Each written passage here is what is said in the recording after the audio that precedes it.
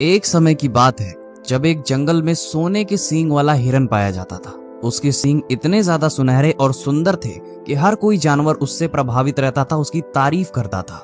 जब भी वो नदी के किनारे पानी पीने के लिए जाता तो उसका रिफ्लेक्शन सींग का उसे दिखता और उसको देख के वो बहुत ज्यादा खुश होता था और मन ही मन मुस्कुराता रहता था। लेकिन जब वो अपने पैरों को देखता था तो उसके पैर बहुत ज्यादा काले रहा करते थे, बहुत ज्यादा डार्क थे, जिसकी वजह से उसे बहुत ही ज्यादा शर्म आती थी अपने पैरों को लेके। वो हमेशा भगवान को कोसता रहता था, खुद को कोसता रहता था कि मेरे इतने काले और इतने भद्दे पैर क्यों हैं, मेरी सींग की तरह इतने सुनहरे और सुंदर क्यों नहीं है।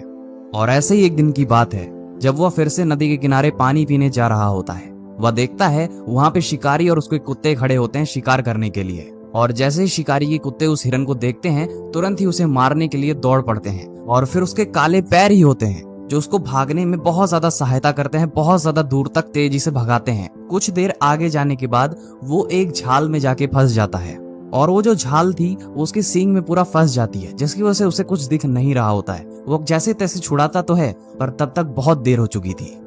लेकिन मरने के बाद उसे ये एहसास होता है कि मैं जिस पे घमंड कर रहा था वो तो मेरे किसी भी काम ना आया, और मैं जिसे कोस रहा था उसने ही मेरी कुछ देर तक जान बचाई। इस स्टोरी से हमें यही सीखने को मिलता है कि भारी सुंदरता हमारे जीवन में बहुत ज्यादा महत्व नहीं देती है, लेकिन फिर भी हम इसी के पीछे भागते रहते हैं। इसमें कोई शक नहीं है कि इससे लोग प्रभावित हो सकते हैं, हमें तारीफें सुनने को मिल सकती हैं, लेकिन इससे हमारे जीवन का कोई बड़ा उद्देश्य नहीं तय होता है या खत्म होता है।